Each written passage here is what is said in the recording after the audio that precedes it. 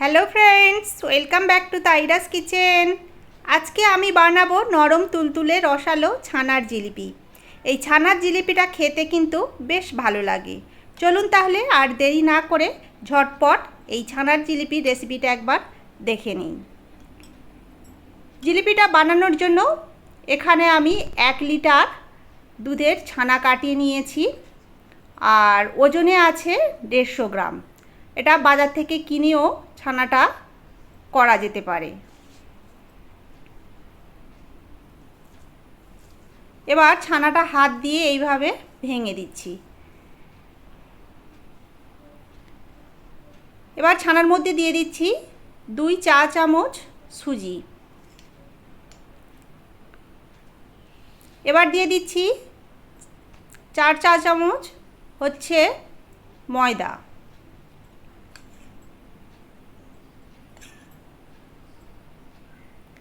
এবার দিয়ে দেব 1/4 চামচ বেকিং সোডা, আর দিচ্ছি 1 চামচ ঘি।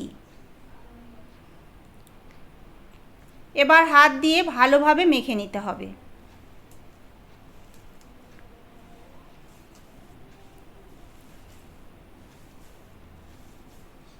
দেখুন, মাখতে মাখতে ডোটা একটু শক্ত মনে হচ্ছে, সেই জন্য 1 টেবিল চামচের মতো জল দিয়ে ছানাটা আবারও ভালোভাবে মেখে নিচ্ছি। জলের জায়গায় আপনারা দুধ দিয়েও মাখতে পারেন। দেখুন, ছানাটা মেখে নিয়েছি। এবার 15 মিনিটের জন্য রেস্টে রেখে দেব। 15 মিনিট পর আমি আবারও ডোটাকে ভালোভাবে এইভাবে মেখে নিচ্ছি। মাখা হয়ে গেলে এই রকম ছোট ছোট সাইজের লেচি কেটে নিচ্ছি। সবকটা লেচি কাটা হয়ে গেছে। এবার একটা লেচি নিয়ে বেলুন চাকিতে এইভাবে আমি রোলের মতো করে নিচ্ছি, আর এটা একটু সরু করে দড়ির মতো এইভাবে হাত দিয়ে পাকিয়ে নেব। পাকানো হয়ে গেলে দেখুন, লাস্টের যে পাটটা সেটা এইভাবে আটকে দিলাম। তারপরে এইভাবে ঘুরিয়ে ঘুরিয়ে নিয়ে আবারও যে লাস্টের পাটটা যেখানে আমি করেছিলাম সেখানেই আমি আটকে দিলাম। দেখুন, একটা জিলিপি এইভাবে হয়ে গেল। তো এইভাবে আমি সব কটা জিলিপি বানিয়ে নিয়েছি। এবার এই জিলিপিগুলো ভেজে নেব। তার জন্য পর্যাপ্ত পরিমাণে সাদা তেল একটা ফ্রাইং প্যানের মধ্যে দিয়েছি। তেলটা গরম করে নিয়েছি, তবে খুব বেশি গরম করে নিলে হবে না, একটা মিডিয়াম গরম করে নিয়েছি। এবার লো আঁচে এটাকে ধীরে ধীরে ভেজে নিতে হবে। লো আঁচে আমি 6 থেকে 7 মিনিট ভেজে নেব। এবার একটা সাইড হয়ে গেছে, অন্য সাইডটা উল্টে দিচ্ছি।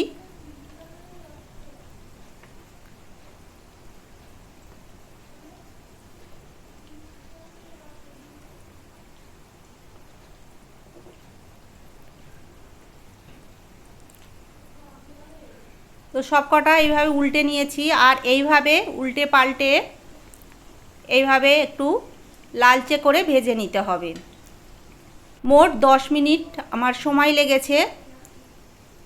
6-7 মিনিট পর কিন্তু গ্যাসের ফ্লেমটা একটু মিডিয়ামে দিয়ে তারপরে বাকি সময়টা এইভাবে ভেজে নিয়েছি। তো তেল থেকে ছেঁকে তুলে নিয়েছি। এবার শিরা বানানোর জন্য 1 কাপ চিনি নিচ্ছি, ওজনে আছে 200 গ্রাম, আর সমপরিমাণ জল দেব। ওই কাপেরই 1 কাপ জল দিচ্ছি, আর দিচ্ছি 4টে থেতো করা এলাচ। এবার চিনিটাকে আমি এইভাবে নেড়ে চেড়ে গলিয়ে ফুটিয়ে নেব। দেখুন, চিনিটা সব গলে গেছে আর শিরাটা ফুটে গেছে। আর দেখুন, এই রকম একটা চটচটে শিরা হবে, একতার বা দুতারের শিরা হবে না। চিনিটা ফুটে যাওয়ার পরও 1 মিনিট মতো আরও ফুটিয়ে নিয়েছিলাম। আর এইভাবে ফুটন্ত শিরার মধ্যে ভেজে রাখা জিলিপিগুলো দিয়ে দিলাম। এবার এইভাবে ফুটন্ত শিরার মধ্যে আরও আমি 3 মিনিট মতো এই জিলিপিগুলোকে ফুটিয়ে নেব। 3 মিনিট পর গ্যাসের ফ্লেমটা অফ করে দিয়ে আমি ঢাকা দিয়ে রেখে দেব প্রায় 3 ঘন্টার মতো। তবে শিরাটা আপনারা দেখবেন, যদি ঠিকমতো শোক না করে সারা রাতের জন্য রেখে দিতে পারেন। যত বেশি সময় রাখবেন তত কিন্তু শিরাটা বেশি শোক করবে। তো তো দেখুন আমার 3 ঘন্টা পর আমি জিলিপিটা আমি একটা প্লেটে সার্ভ করছি। দেখুন কতটা রসালো এবং নরম তুলতুলে হয়েছে।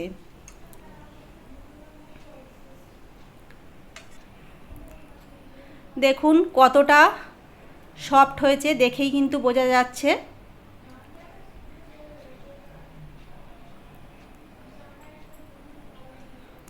ভিডিওটা কেমন লাগলো অবশ্যই কমেন্ট করে জানাবেন। আর ভালো লাগলে প্লিজ লাইক, শেয়ার এবং চ্যানেলটা অবশ্যই সাবস্ক্রাইব করে রাখবেন। তাহলে ভিডিওটা আজকের মতো এখানেই শেষ করছি। আবার দেখা হয়ে যাবে অন্য একটা নতুন ভিডিও নিয়ে। আপনারা অনেক অনেক ভালো থাকবেন, সুস্থ থাকবেন, সাবধানে থাকবেন।